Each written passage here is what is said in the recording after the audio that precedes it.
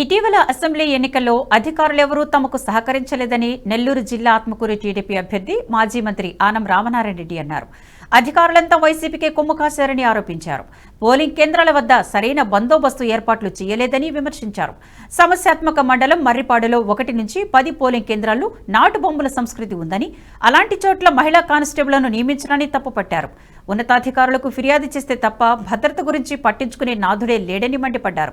వివిధ పోలింగ్ కేంద్రాల్లో టీడీపీ ఏజెంట్లను అప్రమత్తం చేసి 3000 ఓట్లు రిగ్గింగ్ కాకుండా అడ్డుకున్నామన్నారు. జూన్ 4న వెలువడే ఫలితాల్లో కూటమి ప్రభుత్వమే విజయాన్ని సాధిస్తుందని ధీమా వ్యక్తం చేశారు. 1 నుంచి 10 వరకు బూతుల్లో కనీసం గత ఎన్నికలతో పోలిస్తే చివరి దాంట్లో 5% ఓట్లు మిగిల్చేవాళ్ళు.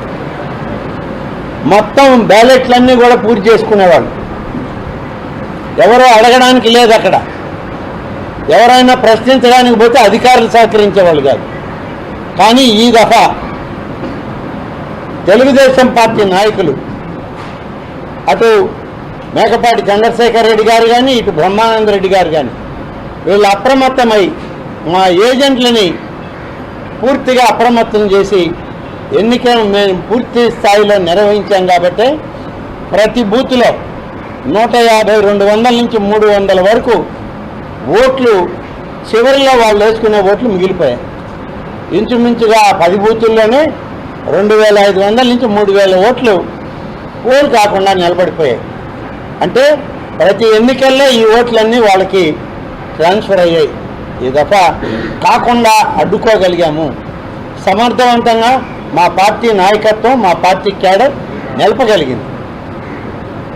అలాంటి పరిస్థితి ఆ మండలంలో జరిగింది.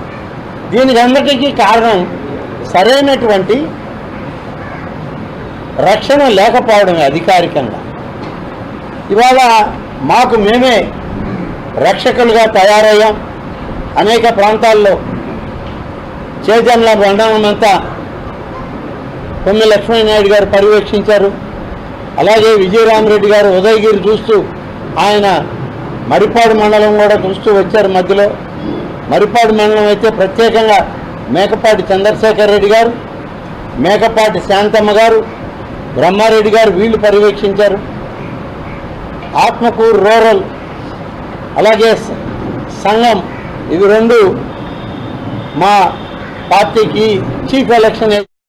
ఈ వీడియో మీకు నచ్చినట్టయితే లైక్ చేయండి, 10 మందికి షేర్ చేయండి. అలాగే కామెంట్ల రూపంలో మీ అభిప్రాయాలను మాతో పంచుకోండి. Nationalist hub group of channels ను సబ్స్క్రైబ్ చేసుకుని తెలుగునాట జాతీయవాద జర్నలిజాన్ని ప్రోత్సహించండి. ఈ వీడియో కింద ఉన్న బెల్ ఐకాన్ పై క్లిక్ చేయడం మర్చిపోవద్దు.